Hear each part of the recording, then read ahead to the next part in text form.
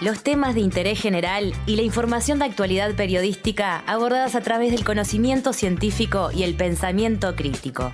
Reflexionan, piensan, dudan y conducen Federico de Franco y Quique Martínez. Pero de los que son como un huevito chiquitito. Estuviste muy bien porque viste como la pregunta complicada, digamos la parte complicada de la pregunta. Claro, lo cual habla mucho de rasca la cáscara. Apegados al método y manteniendo el rigor científico, producen Martín Rodríguez y Maximiliano Lemos. Rasca la cáscara. ¿Qué sabemos de lo que sabemos?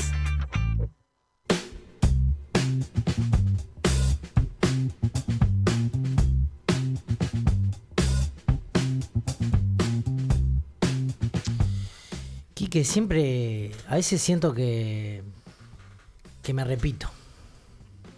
Bueno, ¿querés que empiece yo?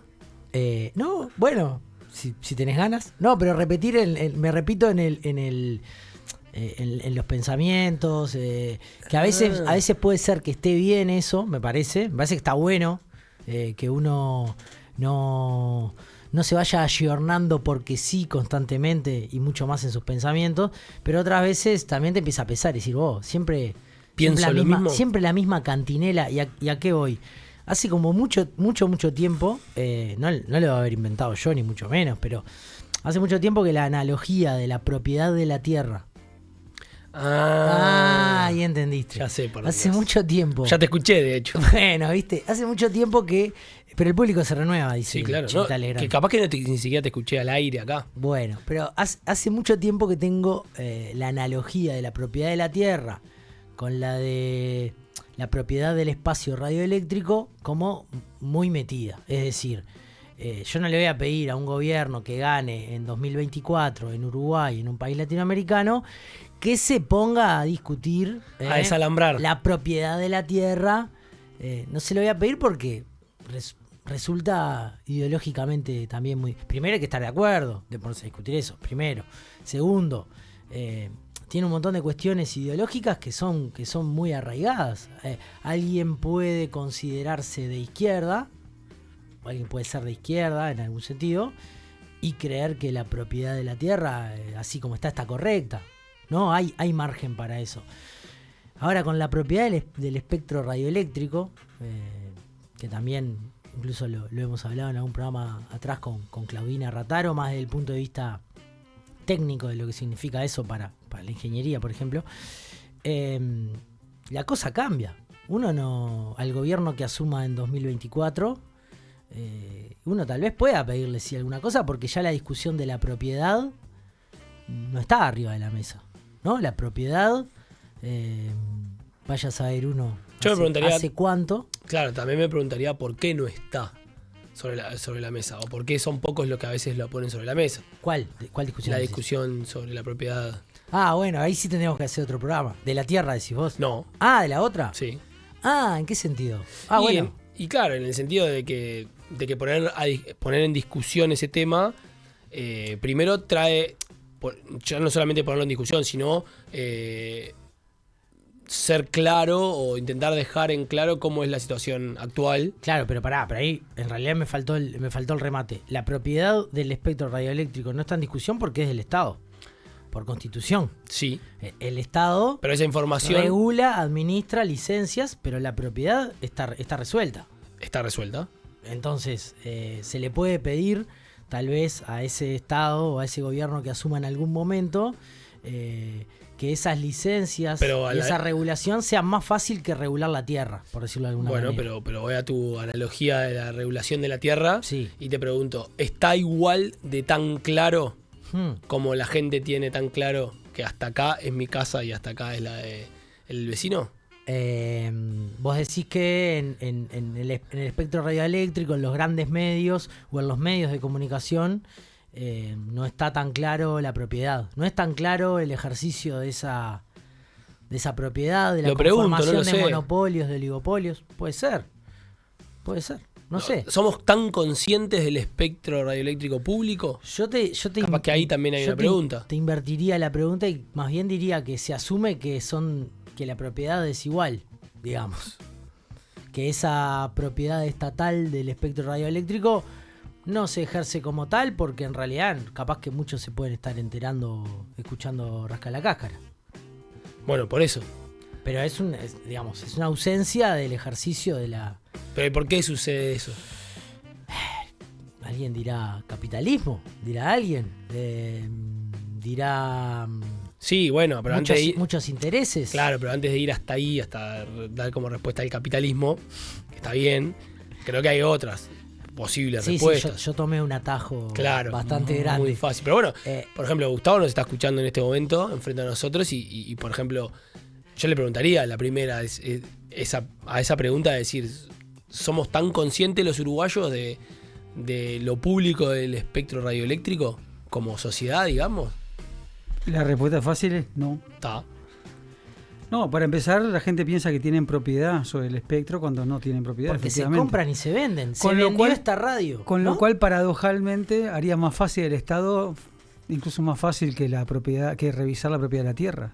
Porque si son concesiones a plazo, Ujú.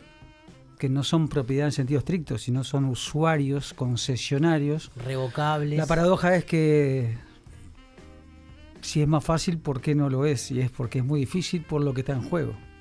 Tal vez sea más fácil expropiar un terreno para hacer el tren de UPM que quitarle una emisora con una concesión, digamos, a préstamo por un tiempo a un radiodifusor. Con lo cual no estoy recomendando eso.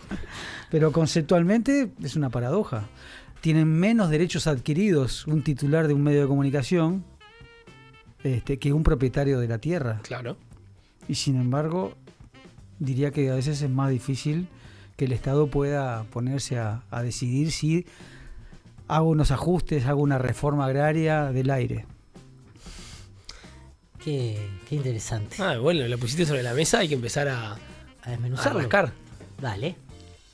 Rasca la cáscara. ¿Qué sabemos de lo que sabemos?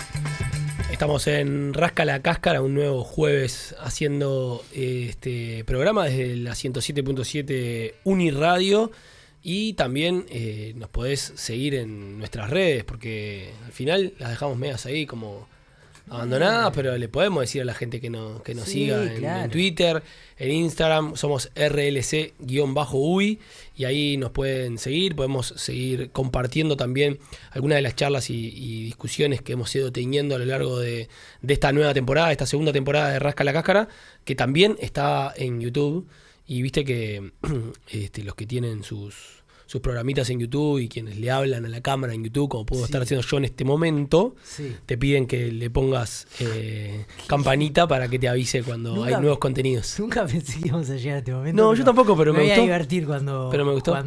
Cuando lo veas. También puedes seguir a Gustavo Gómez como Gus Gómez Germano, y vas a tener mucha información, que es el invitado de hoy. Gustavo es investigador y consultor en temas de libertad de expresión, regulación de medios, telecomunicaciones e internet. Además, Gustavo es director ejecutivo en Observacom, un observatorio latinoamericano de regulación, medios y convergencia. Bienvenido, Gustavo, a Rascar la Cáscara. Muchas gracias. Buenas noches. Buenas noches. Va por ahí la tarea en Observacom, es una especie de un observatorio a nivel latinoamericano. Sí, exacto. Es un grupo de gente especializada en temas de medios, internet, desde la perspectiva de la regulación y las políticas públicas, no tanto análisis de contenido, sino de cómo funciona el sistema, cómo interactúa el Estado a través de regulación y políticas públicas. Yo diría también las cuestiones estructurales de Lo que más nos interesó en el arranque, el tema de la propiedad o la propiedad estatal. ¿Cómo definirías el marco legal, digamos, en Uruguay, o su evolución del marco legal comparado, por ejemplo, con países latinoamericanos? Bueno, lo primero que decir es que había legislación de medios desde hace muchísimos años antes que la ley de medios. Que para mucha gente, por el debate que se generó, la ley de medios fue como, vino la izquierda y agarró y de la nada metió esto que es bien de gobiernos autoritarios, y cuando acá nunca hubo nada, porque la libertad de expresión es libre. Bueno, en realidad legislación de medios hay incluso durante la dictadura y en gobiernos después y antes, o sea, viene a ser una necesidad de cualquier Estado, obviamente, los autoritarios, pero también los democráticos, los de América Latina y los de Europa. Lo que pasa es que nosotros llegamos un poco tarde a discusiones que ya en Europa tenían años, también en algunos países en América Latina se habían anticipado de establecer reglas nuevas respecto a lo viejo que era la legislación que teníamos. Por ejemplo, la nuestra era del año 77, o sea, plena dictadura. Y reglamento del 78 y después reglamento siguiente. Entonces, necesitamos una nueva. Esa la tuvimos en el 2014. Una más democrática. Si bien se habían anulado algunos aspectos de la ley de la dictadura, se mantenían algunas cosas que estaban mal hechas y sobre todo que no cumplían estándares internacionales en materia de libertad de expresión. Por lo tanto, esta ley del 2014 vino a actualizar, a modernizar y a colocar en línea con las mejores prácticas internacionales. Y tercero, unificar un conjunto de normas que había dispersas por ahí de todos estos años en una sola norma. Igual, a ver si te entendí bien, más allá de la ley de medios del 2014 o las regulaciones parciales o como fueren de la dictadura, anteriormente, desde hace, no sé, tal vez 70, 80 años, ya cumplió 100 la radio en el Uruguay, de alguna manera el Estado otorgó licencias y marcó reglas para que esas empresas montaran sus radios, ¿no? O sea, siempre existió, aunque no tuviese un cuerpo definido, a eso ibas. Sí. Y siempre fue el Estado en ese sentido. Te lo planteo más fácil, digamos, el modelo, o sea, ¿por qué si en otras partes del mundo que ustedes trabajen existe otro modelo que no sea el Estado? Porque ya que se vende todo, muchas veces es raro que hasta no se vendan el espectro radioeléctrico. No hay en ninguna parte del mundo. Me llama la atención. O sea, se pone como en cuestión de la mejor ley es la que no existe, pero es falso. O sea, siempre hubo en Uruguay, durante muchos años hubo en Uruguay, y hay en cualquier país. Es decir, son reglas de juego, entre otras, producto de la importancia para el debate público que tienen estos medios, por razones técnicas. Se trata de un espectro finito, escaso, que alguien tiene que administrar. Es decir, hay múltiples razones por las cuales esto es normal. Obviamente, la discusión no es menor, es cómo se regula, quién regula. Sí, por supuesto que ahí hay mucho para discutir. Por eso tal vez se trasladó a, digamos, el mercado de venta o de propiedad a esas licencias que se otorgan, que los estados otorgan, ¿no? Se acepta que uno puede comprar y vender casi que libremente. Ahí te pregunto también, ¿no? Cuando escuchamos en los medios, el grupo tal compra tal y tal radio para incorporarlo a... me imagino que va a haber algún tipo de regulación o de pedidos de informe, pero básicamente se maneja como un mercado totalmente libre. Bueno, no totalmente libre, pero sí que en este país se permite la venta previa autorización del Poder Ejecutivo, lo cual no quiere decir que siempre suceda así. O sea, el Poder Ejecutivo tiene el poder de veto. Pero hay una autorización previa. O sea, para que sea legal tiene que haber una autorización previa. No es libre. No es menor. Se puede. No es menor y me adelanto un poco a las preguntas. O sea, si un Estado entiende que el que está comprando una nueva radio o un nuevo canal de tele, esa transacción empieza a lesionar una ley que está promulgada, él podría vetar esa ley. Podría vetar esa compra, el Poder Ejecutivo. Sí, por ejemplo, para hablar de tema de concentración, si se controlara lo que dice la ley, y esto vale para desde antes, incluso desde la dictadura para acá, durante el periodo de Sanguinetti, el periodo de Lacalle, el periodo de Sanguinetti, el periodo de Valle, si alguien tiene a su nombre más de 3 radios, la cuarta radio que quisiera comprar a su nombre no se la podrían autorizar ni Sanguinetti, ni Valle, ni Lacalle, ni Mujica, ni Tabaré, ni la calle Pou. Pero se venden. Me diste pie para escuchar esto. Para, déjame una cosita, déjame una cosita porque me senté al video. ¿Cuántos son muchos medios para vos? Porque la diferencia entre una propuesta y otra es un medio. Sí, ¿Cuántos son muchos yo medios? trabajo en Sport, por ejemplo, me refiero a eso, Sí, básicamente. ¿sobre un total de cuántos? Sí, son como 7, 8. Sí, güey, ¿cuánto es el total de medios que hay de radio, por Sí, ejemplo? no sé. ¿A vos te parece que 5 radios en 40 realmente es un monopolio? Yo te digo claramente Sí. que a mí me parece que la concentración... ¿Te parece que 5 en 40 es un monopolio, Gustavo? No, no creo. Lo que pasa es que lo que está planteando está mal. Primero, cuando lo escuché me significó una sorpresa porque no reconocen nadie de ellos que tengan cinco medios, porque no pueden tenerlo. O sea, no es un monopolio, porque monopolio quiere decir yo tengo todos los medios. Así que 5 medios en 6 ya no es monopolio, en 40 no es monopolio, en 400 no es monopolio. Hablamos para darle contexto al, En contexto, al exacto. grupo No, Magnolio. pero en contexto es de un programa televisivo del Canal 10, ¿no? Sí. Polémica en el bar. Sí, Estaban discutiendo Jorge Piñeirúa y Julio Ríos. exacto. Bien. Y la discusión estaba dada en torno a... Una polémica bien de bar. 5 te parece mucho, Julio. Claro, pero... Y en realidad no es lo que le parezca a 5 Julio. medios de comunicación. Claro, es lo que 5 radios en ese caso. ¿no? Bueno, sí. Pero es lo que diga la ley, no es lo que diga Julio. Lo que pasa- el problema es, jugando un poco con la afirmación, monopolio no es, y puede ser en cantidad pocas comparado con el resto, pero, primero, la ley no permite tener 5, permite tener 3, con lo cual Piñeirúa acepta que está ilegal. Dentro de un mismo grupo económico en ese En caso. un mismo ¿no? grupo, no una sola persona, sino un grupo económico. Eso es la primera constatación. Claro. Es decir, más allá de que podamos estar de acuerdo, son muchas, son pocas, no lo puede tener. Y además tal vez hay algo que te pregunto, Gustavo, que la ley no alcanza y tal vez no haya leyes que lo alcancen, pero no está teniendo en cuenta lo que en la jerga ustedes o los que andan en esto le llaman el share. O sea, en un horario dado, ¿qué porcentaje de gente está escuchando ese grupo económico? Claro, que ahí, eso es lo otro. entre 5 y 40 pasa a ser capaz Eso es lo que otro. La 70. cantidad de medios no alcanza para saber si existe una concentración. Medido los 3 principales grupos de radios de Montevideo en AM concentran el 75% de la audiencia. Bueno, Eso es importante. Eso es un dato. O sea, 3 dueños. la ley no alcanza ese tipo de cosas, ¿no? No mide audiencia, mide cantidad de medios en manos de un grupo económico. Obligaría también al Estado a medir audiencia, cosa que estaría muy buena. No, porque ¿No?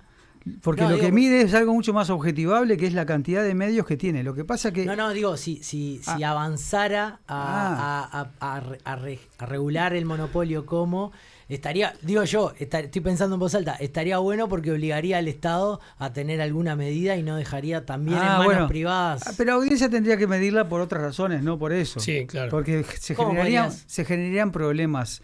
Si una radio está tan tan picante que se queda con el 80% de la audiencia, tendríamos un problema distinto claro. a que son 3 grupos que se han logrado acumular audiencia por compra, no por éxito. Es decir, no es que son tan exitosas que llegaron al 75%. No, los dueños de algunas radios compraron otras radios que los hicieron Que ya tener tenían. un nivel de audiencia que los hace más fuertes todavía contra la competencia, porque claro, las agencias de publicidad le va a interesar apostar a ellos que tienen mayor cantidad de audiencia, con lo cual reproduce la situación de dominancia. Quédate tranquilo, ya con que controlara el gobierno y la ORSEC la cantidad de medios estaría bien y no lo hace. Y no sé, es una pregunta, a veces puede ser de perogrullo, pero ¿cuál pensás que son los principales motivos por los cuales no se cumple algo tan básico de una ley y no voy a decir no pasa nada, pero se pueda seguir adelante? No puedo contestar todas las posibilidades, pero sí le puedo decir a la gente que algunas razones que dan, casi llegando al ridículo, es que en realidad es un coworking. O sea que cuando le decís, mira, este grupo, y ahora no es Magnolio, es otro grupo, están todas las radios en el mismo lugar físico. Hay periodistas que trabajan en varios de esos medios. Hay gerentes que trabajan para todos esos medios. Hay programación que se repite entre todos esos medios. Le decís todos así juntos y te responden, no, eso es un coworking, porque están buscando Sinergia. abaratar costos de alquiler, que es lo que le dicen los dueños, ¿no?, del grupo económico. Claro. Le dicen eso. Y la ORSEC compra ese argumento, vamos a decir que se lo cree, no le pongo ninguna carga, pero eso es lo que me ha contestado a planteos míos con esa información diciendo que es un coworking. La Sí. ORSEC de los últimos... De este año. Bueno, pero se empezó a incumplir desde antes, digo, para Sí, claro. no... Claro, lamentablemente sí. O sea, sí. Lamentablemente sí, porque la ley de medio de 2014 dio un tiempo de X años para que a partir de su aprobación los grupos económicos que tuvieran más medios de lo que la ley establecía pudieran desinvertir, decíamos. No fue una ley expropiatoria. Claro. Sino decir, mira, yo sé que Te vos... doy tiempo de desarmarte, Si digamos. vos tenés más medios de lo que yo ahora autoricé, no lo cerrás ahora, ni te voy a ir a visitar con la policía en la puerta para cerrarte ahora. Te doy 4 años. 4 años. Es un montón. Ujú. Pero a los 4 años vos tenés que tener lo que te permite la ley, porque la ley hay que cumplirla. Esos 4 años fueron todos durante el último gobierno del Frente Amplio. El último año no se hizo nada para hacer cumplir la ley. O sea, no todo el periodo, pero el último año, 2019 y obviamente 2020, 2021, 2022, 2023, hay grupos económicos con evidencia suficiente. Es como dicen ustedes, lo sabe la prensa, se los nombra así. O sea, no hay ni que hacer mucho estudio para darse Sí, cuenta sí. de que funcionan como grupos y tienen una única persona que funciona como gerente de todos los grupos y que define la programación. No, y la marca. Marcas. Magnolio, o sea, digamos, existe. Entonces, ¿por qué no lo hacen? No te voy a decir, pero sí te digo que a veces te responden cosas como esta. No es un grupo económico, es un coworking. Alguien podrá decir, ¿no? Y a vos que te molesta, en el sentido de, bueno, son 5 radios, encima alguien puede jugar esta carta.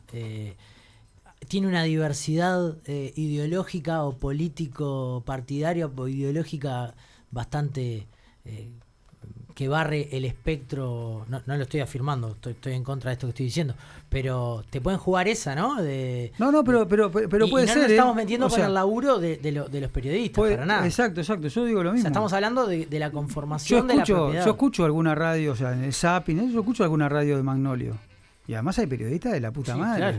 Sí, O sea, y hay diversidad. Yo también creo que es diversidad porque a mí no me consta que ese grupo esté usando esos medios para una estrategia direccionada políticamente para favorecer a tal cual partido. De hecho, adentro hay tanta variedad de periodistas y perfiles que yo creo que hay gente que entre ellos no se puede ni cruzar en los pasillos. Sí, Ahora, no es lo que estamos discutiendo. exacto. Es que si hay una ley que está vigente, que además fue avalada por la Suprema Corte de Justicia a pesar de recurso de inconstitucionalidad, con lo cual se la ratificó, ¿la cumplimos o no la cumplimos? Si a alguien no le gusta, si a alguien le parece que 5 deberían ser los mejores, que vaya y haga lobby para que se vote una ley distinta. Pero mientras haya esta ley, en una democracia, en una república, se tiene que cumplir. Hemos hablado bastante de radio, o esencialmente de radio, si no me equivoco, con el ejemplo del grupo Magnolio, que es lo que en Uruguay hoy tal vez sea más claro, pero la historia de la tele tiene también como sus particularidades, ¿no? Es En que Uruguay. la radio es lo último. Claro. Siempre fue más concentrada la televisión, la radio siempre fue mucho más diversa. El proceso de agrupamiento, de concentración de radio es mucho más reciente. Y arranca primero con el grupo Sarandí, llamado comercialmente Montsoleil, por la compra de un mexicano norteamericano, Ángel González, de varios grupos, entre otros a Miguel Sofía, que tenía el Grupo del Plata, ¿no? Un viejo facho de la Escuadrón JUC, de la Escuadrón de ¿no? la Muerte. Escuadrón de la Muerte. A ese le compró 7, más la Sarandí, armó un grupo muy importante, que aún sigue funcionando, etcétera, y siguen cumpliendo la ley. Pero después apareció Magnolio, poniendo mucho dinero, no solo en radio, sino, bueno, también tiene búsqueda y también Cierto. tiene otros emprendimientos. Y el más reciente es el grupo Zorrilla, en torno a Carve, que empezó a comprarle medios al grupo Romay. El grupo Romay, fuerte en televisión, se empezó a deshacer de las radios, Monte Carlo, Radio Cero. Pero siempre hablamos de concentración uruguaya hablando de la televisión, que es el sector histórico, concentrado fundamentalmente en 3 grupos en Montevideo, con extensión en todo el país. Y ahí siempre escuché y me quedé con la duda la sensación de cómo la tecnología, a veces, los cambios tecnológicos, a veces te dan la oportunidad de barajar y dar de nuevo, y el apagón analógico de la tele, de pasar a la tele digital, me parece que fue un mojón en que se pudo resetear esa propiedad, entre comillas, y la decisión fue que no, ¿no? O sea, se volvió a entregar y se puso a... digamos, se designaron 2 nuevos canales que al final no sé ni qué pasó, pero hay una oportunidad para resetear eso. Yo creo que fue una oportunidad. No me acuerdo del año ahora. Fue una oportunidad de democratización, sin ningún lugar a dudas. Fue en el gobierno, ese proceso fue en el gobierno de Mujica. Yo tenía responsabilidad de gobierno aparte de ahí, así que hago el disclaimer, porque era director nacional de telecomunicaciones. Y fue una excelente oportunidad de democratización. Yo no creo que sea porque le quitaras las televisoras al 4, 10 y 12, sino sobre todo para abrir la cancha. Es decir, al aparecer una nueva tecnología, permitía, casi te diría sin trauma, poder ampliar. Porque las opciones para desconcentrar son sacarle a los que tienen o meter más. Pero para meter más, que es la parte que se hizo, tenés que hacer procedimientos, legislaciones y dar condiciones para que se les pueda otorgar licencias a nuevos grupos.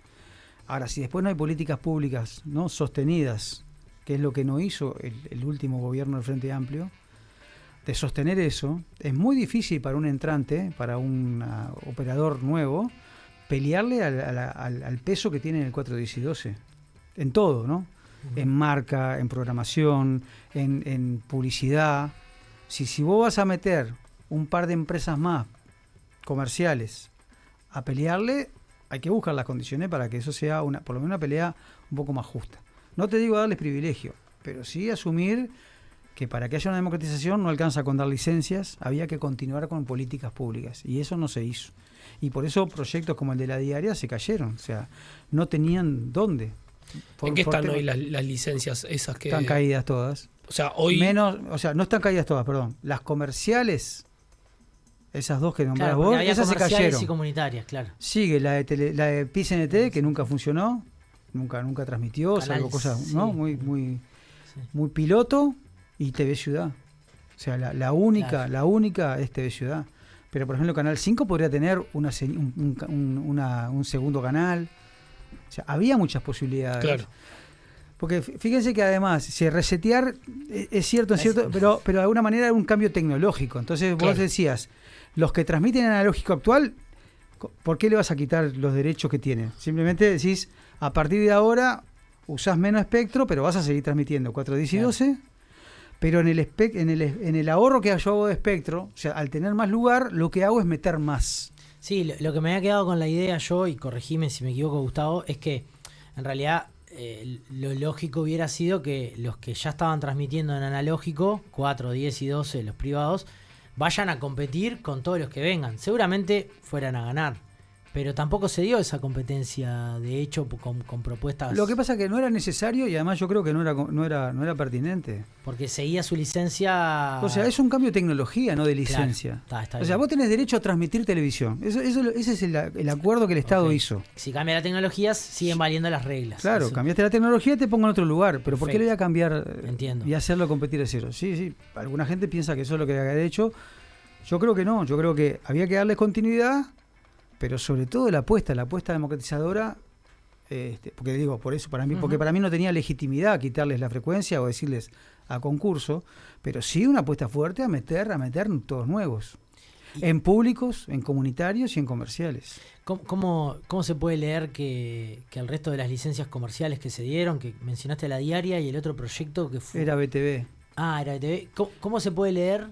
Es comercialmente, muchas veces se escucha esto y no sé qué tanto hay de cierto. El mercado uruguayo no da para tantos. ¿Se puede leer así o tiene otras lecturas? ¿Que se hayan caído? que no hayan usado su No, oportunidad, por ejemplo, es una razón económica, pero no de ellos. para O sea, BTV también, por ejemplo. te lo explico así. A ver si Porque puedo- imagino- mejor dicho, voy a tratar de explicarlo. Imagino que para la diaria, digamos, o para la diaria y sus socios, para armar algo de cero, es más difícil que para BTV lo tengan No, lo tengan al aire. los dos lo resolvían. Los dos lo resolvían y decían tener la capacidad de hacerlo. El problema no es ahí. El problema es quién te ve. Estamos hablando de un cambio tecnológico, ¿no? El cambio tecnológico está en el operador que transmite, que tiene que empezar a transmitir Ya de analógico a digital, o sea, hay una inversión ahí, y hay cambio de aparatos en el que emite, pero hay cambio de aparatos en el que recibe. Entonces, el Estado uruguayo, el gobierno del Frente Amplio, les prometió que en determinado año iba a haber un apagón analógico. ¿Qué significa el apagón analógico? Que todos los receptores de televisión de todo el país van a poder recibir lo que emitan esos nuevos y los viejos. Ahora, si vos no empujás el cambio de receptores, Nunca va a suceder. vos podés estar transmitiendo, podés haber conseguido la plata para la programación y tener una programación excelente, pero en aquel momento los únicos que te veían eran el 10% de los receptores de todo el país, que podían tener el sintonizador en equipos de alta gama, que ya venían incorporados. O Pero, comprárselo aparte, que era un gasto y pero claro, una manipulación. y por eso en todos los países donde hay proceso de transición hacia el apagón, se financia la compra de decodificadores para aquella población que Pero no hoy tiene es- acceso. Entonces, cuando digo la política de apoyo para que puedas competir, entre otras cosas está eso. O Pero sea, hoy en día- si vos transmitís y nadie te ve, No, está claro. Pero hoy en día... bueno, cerraron por eso. Cerraron porque dijeron, mire, ustedes me prometieron, yo hice el cálculo del modelo de negocio, invirtiendo esta programación, no sé qué, pero yo entiendo que no me van a ver el 100% de los receptores. Pero mi público, mi universo posible tiene que ser el 100% de receptores. Porque yo tengo que competir con estas tres monstruos, tengo que imponer una marca nueva, con una programación nueva. Al menos decime que me va a ver todo el mundo y después puede la gente optar por no seguir bebiendo. No, yo me Pero de imaginé- entrada no me ve nadie. Yo me imaginé una migración de BTV a la tele abierta con lo mismo. Digamos, salir del cable y migrar a la tele abierta. Suponete que pensando sea- que mejora en su. ¿Qué es lo en que su le venta pasó al 410 y publicitaria. 12? El 410 y 12 bloquearon todo este proceso. Porque el 410 y 12 no quieren que entre gente nueva. Y era lo mismo, era un espejo de la programación. Ujú.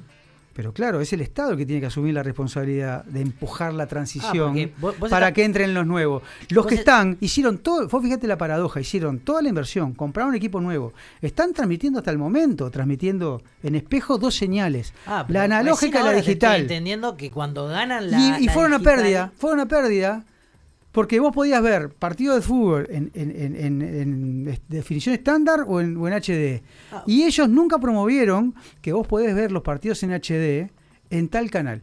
¿Por qué TV Ciudad lo hace? Porque TV Ciudad solo transmite en digital. Solo transmite por ahí. Recién ahora entendí que en realidad no era. O sea, fue una cosa que pasó, pero no era necesariamente la idea de que los canales 4, 10 y 12, lo digital, pasen a ser un espejo. Fue una orden. Y cuando hubiera el apagón Pero que analógico, devolvían el 4, 10 y 12. Para que otros transmitan en SD en ¿Entendés? simple O sea, se calidad. quedan Lo que pasa es que Ah. nunca llegamos al apagón analógico. Y, Exacto. bueno, en realidad, pero eso te iba a preguntar. Hoy en día. No, se volvió atrás, digamos. Cualquier televisor que es nuestro auspiciante, Carlos Gutiérrez, viene con Claro, con hoy sintonizador ya. hoy se ha ido No sé. o sea, Sí, ¿no? todos los nuevos televisores, en Sí. general, los nuevos televisores, digamos, de 32 pulgadas para arriba, deben tener ya incorporado. Sí. El Pero, sintonizador pero digital. para Sí, BTV, seguro. para BTV y para la diaria, eso llegó tarde. Claro. Llegó años Claro. tarde. Y ya cayó eso. Ya no es que ahora No, BTV y todo- solicitaron No, y todos los aparatos, devolverlo. eso estás pensando de ahora para adelante, todos los aparatos que siguen existiendo en los hogares y que obviamente no tienen, por ejemplo, pienso incluso hasta en mi casa, o sea, yo no tengo Claro. cómo sintonizar la televisión digital, por ejemplo. yo creo que tampoco. A ver, bueno, sí. No sé, no estoy seguro. Sí, creo que sí. que No, tiene. aún no estamos en el 100%, está claro. Claro. La familia, en general, que ha podido ir comprando, reponiendo el parque de receptores, en general, por defecto ya vienen, porque están hechas para otros mercados donde sí se obliga. Acá nunca se obligó. Nunca. O sea, estaba pensada la fecha de obligación Del apagón. y se tuvo que, o sea, digamos, se modificó. No se modificó, se dio de baja, digamos. El gobierno de Tabaré, con Carolina Cose de ministra, dijo, no hay fecha. Ujú. Estamos no hay fecha de apagón De hecho, en el Uruguay. O sea que están recién ahora entiendo, o me entero, que están usufructuando dos canales con dos o tres, dice el Tincho. La Tiene tercera o Claro. cuarta paradoja de la noche. En lugar de acelerar el proceso de transición para lograr un apagón Sí. por el gobierno de izquierda, al final, al no hacerlo, pero no porque quería desde un principio, razón. Perduró. les duplicamos la cantidad de frecuencias. Hablamos de radio, hablamos de tele. Esto es Racá la Cáscara y me gustaría que después de la tanda nos metiéramos con internet y los cableros que en algún momento se encontraron y ese hoy me parece. Rasca la Cáscara. En Uniradio 107.7 FM.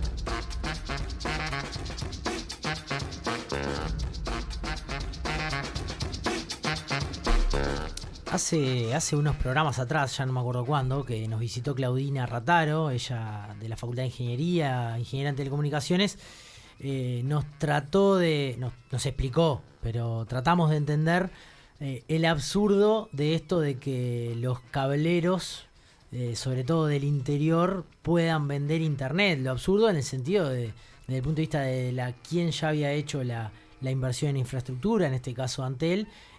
pero ¿por qué sobre todo del interior? No sé por qué, tenés razón. No sé por qué sobre todo el interior. No. Bueno, creo que porque Gustavo tiene mucha... O por lo menos toda la información que está replicando y que está investigando tiene que ver más con el interior. Pero capaz que por eso me fui por ahí. ¿Cómo es el negocio de los cableros y la internet? A ver, estamos hablando todo lo mismo porque se repiten las figuritas. Se repiten los dueños. Porque, a ver, una gran discusión de los últimos años que se aceleró en el 2020 tiene que ver con, no solamente con la derogación de la ley de medios en general, sino en particular con un artículo, el 56. Para hacerla rápida, el año pasado con la votación de la rendición de cuentas se cambió el artículo 56 por otro que le permite, dice ahí, que los cableros, es decir, esas empresas que dan servicio de televisión por abonados, pero que usan el cable Coaxial viejo. coaxial, que por cable, por cómo está escrito el artículo, no estaban pensando en satélite, o sea, DirecTV, sino los cableros podrían solicitar tener una licencia. Podrían solicitar. En realidad, no dicen nada. Porque yo puedo solicitar, o sea, no necesito una ley para poder solicitar. El tema es que me la den. Claro. O sea, podrán solicitar, no tiene sentido. Es raro. El sentido de ese artículo en realidad es lo que deroga. Lo que derogó fue el artículo 56 que prohibía la propiedad cruzada. Esto es, que una misma empresa o persona tuviera a la misma vez una licencia de televisión y una licencia para dar servicio de internet. Al anularse el 56, y más allá de la terminología de este nuevo artículo, lo cierto es que se liberó, a partir de enero de este año, a que las empresas de televisión cable de todo el país pudieran solicitar tener licencia de internet. Pudieran. Después depende del gobierno otorgárselas o no. Lo que está pasando ahora es que luego de que se empezaron a presentar en enero, febrero, los primeros meses ya del año, hubo varias solicitudes, ahora el gobierno está autorizando las primeras. Y por la vía del cambio legal, ahora ha autorizado a 4. Una en Florida, 2 en La Valleja, una en 33 y una en Canelones. Por otra vía, pero eso por recurso judicial, otras 5 empresas lograron tener licencia de internet ya, que son los 3 de Montevideo, los 3 grandes de Montevideo, 4, 10 y 12, y un par de canales más del interior. Es decir, que en este momento tenemos, tanto de Montevideo como del interior, 10 empresas que ofrecen servicio de televisión por abonado que también tienen licencia para ofrecer internet y por lo tanto competirle ante él. Sí, que ya están generando como un desarrollo infraestructura para poder ofrecerlo. En realidad, infraestructura, la pregunta ahí, lo que nos decía Claudina es, en realidad van a poder ofrecer internet con la infraestructura de Antel. Y Antel incluso Una parte sí. Claro. está obligada de alguna manera a... Obligada no. Eso es un intento que hubo de parte de este gobierno y no avanzó por la oposición del Frente Amplio, pero también porque internamente en la coalición no hubo acuerdo. Pero es una parte, sí. O sea, ellos lo que van a ofrecer, hay distintos modelos de negocio dependiendo del tamaño. No es lo mismo el 4 y Montecable, digamos, que es la empresa Montecable, que el cablero de Cerro Chato, que también habrá una licencia. Porque Ni eso es lo mismo que el de Pando, ni es lo mismo. O sea, digamos, ¿cuál hay es la algunos que razón van a de invertir. ser en Montevideo, por No. ejemplo, porque una cosa en Cerro Chato, tal vez la operación, no sé, comercial, capaz que es más eficiente el cablero de Cerro Chato que Antel aterrizando en Cerro Chato, y ahí hay una especie de oportunidad de mejora. Pero en Montevideo, donde la penetración es altísima, y en todo el Uruguay, pero en particular en Montevideo, ¿qué es lo que estaría ofreciendo de nuevo ese actor cablero? No, el cablero en realidad es lo que te va a ofrecer nuevo, que creo que es algo que me imagino que va con modificaciones, va a volver a ofrecer algo similar a aquello que quiso hacer hace unos cuantos años atrás, que ya no me acuerdo cuándo fue, que era por el mismo servicio ofrecerte todo. O sea, TCC, que es el triple play. Claro, que ese lo habían hecho famoso. todos en su momento, que tuvieron que después no continuar con el proyecto, justamente por esta situación. Si vos hablás de aquella idea de Cardales, capaz. Sí. No, al final lo que se llegó a hacer, el TCC hizo un triple play falso, Sí, en ahí acuerdo va. con Antel, por el Ahí cual va. vos tenías 3 servicios en una factura sola. Exacto. Bueno, ahora lo que te pueden ofrecer son tal vez un servicio, yo no sé si de mejor calidad que Antel, eso estará por verse, depende la inversión que hagan de infraestructura, porque el cableado que tienen no tiene la No es la fibra capacidad óptica. de fibra óptica directa al hogar que Ujú. tiene Antel, pero puede ofrecer eso, paquetes. Yo te ofrezco varias cosas por menos precio, es decir, otros servicios agregados, lo que van a ofrecerse como una alternativa para abaratar costos, supongo yo, o para tener más servicios. Pero claramente sí, no es para ofrecer conectividad a una población que no la tiene, ¿no? Que es un poco lo que decía Cerro Chato. Exacto. Ahora, los cableros están diciendo desde hace tiempo que sin esto no van a poder sobrevivir. Para mí llegan tarde la mayoría, pero el esquema que ellos están planteando es eso, tener la posibilidad de a una población que ya tienen cautiva, digamos que son asociados, abonados, ofrecerles algo más que la grilla esa de canales que ya hoy se está quedando vieja frente a la oferta que hay en televisión, en los servicios audiovisuales en internet, ¿no? Es Sí, decir, sí, los que- Netflix, los Disney. Que se debe Entonces, sostener con el deporte. están básicamente. interesados en tener algo más que lo que tienen. Casi como una apuesta. Entonces ahí vos tenés cableros grandes como los de Montevideo, cableros chiquitos como el de Cerro Chato, y en el medio cableros medianos como son Ciudad de la Costa, Punta del Este, en Rocha, en Pando, o sea, que son gente que tiene otra capacidad económica, son de porte medio y pueden llegar incluso a hacer inversiones de recableado, digamos. O sea, de invertir para que haya fibra óptica y no el cable coaxil. Lo que está todavía en veremos, pero ya lo deben estar resolviendo, veremos para mí que no tengo la información, es con quién contratan la llegada al internet hasta donde están ellos para que ellos lo distribuyan a través de su red propia. Es decir, de alguna manera ellos se tienen que conectar con el internet global a Claro. través de un proveedor mayorista, digamos. Claro, Y eso puede ser Antel, pero puede también ser Claro. claro. Entonces ahí es donde se puede meter una telefónica extranjera, ofreciendo mejor servicio, mejor precio que Antel, para empezar a meterse en el negocio también de la fibra óptica, o mejor dicho, del internet fijo, en asociación con cableros. Este es un escenario posible. Otro escenario posible para vos que estás con dudas de para qué, es que alguna gente quiera venderle, porque ahora el valor llave de esas empresas creció. Una cosa es ser una cablera en Montevideo Claro. de, no sé, 30.000 abonados y solo cable. Otra cosa es que vos digas, además tengo una licencia para dar internet en todo Montevideo. Sí, que venga un grupo Si hay alguien que mexicano. quiere comprar, Claro. porque los canales de Montevideo quieren vender, eso te diría que es seguro. Si alguien quiere comprar, ese valor llave ya es otra cosa, ¿no? Ya no es la televisión que está cayendo, viste, que están escuchando ustedes, ya empieza a competir con otros servicios de internet. Y se generó Ahora, en un artículo del Parlamento, ¿no? Entonces, bueno, en la ley que ellos querían votar y que no se ha votado, se incluía la posibilidad de extranjerización. O sea, hoy no es posible, hoy sería posible una asociación con una empresa internacional. Habría que ver, se puede dar una discusión sobre si comprar el cable solamente el 49% del capital.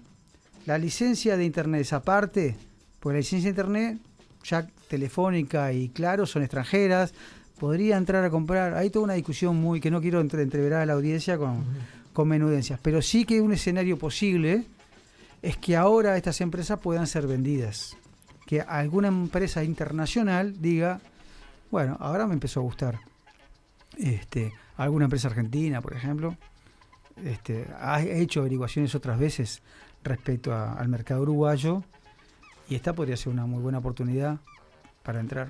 ¿Y las últimas novedades tienen que ver con los cables del interior, más que nada, o estoy equivocado? ¿Vos te gustan los líos? No, te pregunto. ¿Vos decís lo de La Paz Las Piedras? Yo desbordo y levanto el centro. Lo de La Paz Las Piedras es un lío interesante.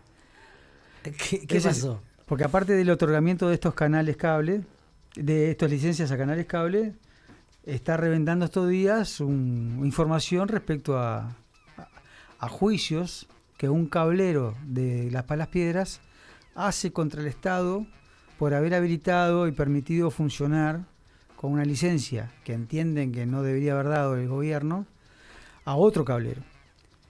Se empezaron a desmarcar entre cableros, por decirlo de alguna manera. Sí, porque son de grupos económicos distintos, son de... el que protesta es un brazo de la familia Romay, que son los dueños de Canal 4, Montecable, pero es una parte de la familia que fue excluida por temas sucesorios, con buenos recursos, con una empresa allí, en otros lugares, pero digamos, desclasados, digamos, uh-huh. del grupo Romay fuerte, ¿no? Uh-huh. Y los entrantes, estos que según ellos, y según la justicia, debo decir, porque ya no es una opinión del denunciante ni mía, dicen que no tendría que haber tenido la licencia, y esa licencia era nula y por lo tanto había que ser revocada. Son un grupo, una empresa que está vinculada a TCC, que es el cable del Canal 10, del grupo Canal 10, que le ofrece la cabecera, le ofrece ciertos servicios, y además algunos socios son del grupo TCC, más alguna gente vinculada al gobierno. Producto de ese lío, con varias sentencias de por medio y varios incumplimientos, particularmente de este gobierno y de la ORSEC, el Estado acaba de pagar, con fecha 10 de julio, $4 millones, poco más de $4 millones, por daños y perjuicios. Al cablero denunciante. Al cablero denunciante, esto de los Romay chicos, digamos, solamente por 1 año y medio de daños y perjuicios. Y ahora van por un juicio por 8 años más. Opa. Con ese antecedente yo apostaría ganador, con lo cual multipliquen cuánta plata podría ser para el Estado si se mantiene la jurisprudencia. Claro. Pero además, con un escrito de Jorge Díaz, el ex fiscal de corte, entregaron a la ORSEC y a la ANMIEM, los mismos denunciantes, un informe, una consulta jurídica donde dice que las autoridades del Estado, tanto de la ORSEC como del gobierno, cometieron ilícitos penales. O sea, que lo que hicieron por omisión, claro. No son un tema de perder plata, Claro. sino que cometieron abuso innominado de funciones y omisión contumacial de los deberes, bueno, todas esas palabrejas rarísimas que quiere decir, podés ir preso. O sea, entra dentro de la órbita de lo penal. Porque afectaste al Estado con juicios millonarios y tomando decisiones con que no estaban sostenidas. Sí, no con dolo, pero sí por lo menos con daño grave, no sustentado en legislación. No es para entrar en mucho detalle, pero se imagina que es una bombita, ¿no? O sea, es una bomba porque es mucha plata. Hay una reacción tardía del Estado, de este gobierno, de esta ORSEC, respecto a fallos sostenidos que terminaron definitivamente dándole la razón a los denunciantes y que se demoraron en pagarlas y se demoraron en revocar la licencia. Pero además de no revocarle la licencia, digamos, recién 2 años después de la sentencia definitiva, o más de 2 años después, en el mismo acto administrativo abren un llamado a interesados para esa licencia en La Paz Las Piedras, a la cual le dieron 120 días y recién se hizo un año después. O sea, y mientras tanto hacían ese llamado y se otorgaba a un nuevo operador, les otorgaron una licencia provisoria a los denunciados. Con lo cual, a pesar de una sentencia revocatoria, ¿no?, de la licencia original, esta gente de Visión Canaria, vinculada a TCC, vinculada a gente, siguió operando, facturando mundial mediante, durante, en este momento, hasta un año, basada en una decisión que Jorge Díaz argumenta como ilegal, es decir, no sustentada en una ley, y que yo también, que no soy Jorge Díaz, aporto mi granito de arena y digo lo mismo. O sea, la ley de medios, entre otras cosas, que es la que regula estas cuestiones que veníamos hablando desde hace muchos años, porque y ahora nuevamente... Sigue vigente, digamos. No, es que dice que ahora las licencias no se pueden entregar más a dedo, como se entregaban antes de la ley. Y si hay que otorgar una nueva licencia en La Paz Las Piedras, por la razón que sea, tiene que haber un llamado antes. No se puede entregar una licencia provisoria o transitoria, o mientras tanto, simplemente con una resolución firmada por el presidente y el ministro de Industria, Omar Paganini. Una nueva, digamos. Una nueva, no se puede. Eso es lo que Jorge Díaz dice, entre otras cosas más que argumenta. Eso no tiene un sustento legal. Y le permitió hacer un año más, compitiéndole hasta otra gente, quitándole mercado, generándole prejuicios, pero además actuando de manera clara y manifiestamente ilegal y de manera arbitraria. Y ahí donde entra él, pues ahí sí no es mi tema, diciendo, todo esto para mí recomiendo que haya una denuncia penal, porque esta gente ya no es que tuvo errores, esta gente no es que no reaccionó a tiempo, esta gente cometió, desarrolló algunas acciones y algunas omisiones que encuadran típicamente en el artículo tal del Código Penal, con lo cual, aparte de seguir pagando plata, yo creo que nos vamos a ver en cualquier momento con una denuncia penal que incluye no solo a la autoridad de la URSEC, sino también a Presidencia. Estamos llegando al final de Rascar la Cáscara. Yo tengo la última en realidad para Gustavo, porque hay algo que me quedó picando, es cómo llegaste, Gustavo, desde la biología marina a estos temas. Eso fue de récord, perdón. Eso fue de récord. La pregunta es... ¿Pero qué te dije? Quiero saber la respuesta al aire. Rápida. En 2 minutos. Sí. Yo soy viejo y ya en la época de la dictadura se me dio por estudiar en la licenciatura sonografía biológica. Así, creo que se llama así también todavía, biología marina. Siempre me gustó la ecología, los bichos. Mucho San Clemente del Tuyú. Entre veterinario, microbiólogo o biólogo marino, terminé con biólogo marino. Pero la verdad que después, la salida de la dictadura, la militancia universitaria, la CEPFEU, ser dirigente de la Facultad de Humanidades y Ciencias, o sea, me llevó por otros caminos, digamos. Por otros caminos. Militantes y temas. Y me dediqué más a otras cosas, sí, a pelear. ¿Te perdiste el edificio nuevo de Mataojo, entonces? Ese me lo perdí totalmente. ¿Lo perdiste? No, yo ya estaba en otras cosas. Y empecé a hacer radio comunitaria en La Teja. La primera radio comunitaria, yo formé parte del equipo que armó la primera radio comunitaria, el Puente FM, en La Teja. Sí. Y después de eso, alguien tenía que salir a aprender, a entender por qué nos cerraban la radio, por qué teníamos que estar escondiendo los equipos, por qué teníamos que estar así cuando creíamos que teníamos derecho. Y te salto hasta que... Que los lobos marinos esperen. Sigo teniendo libros en casa de animales, aves y algas, pero ya no... Ya fue.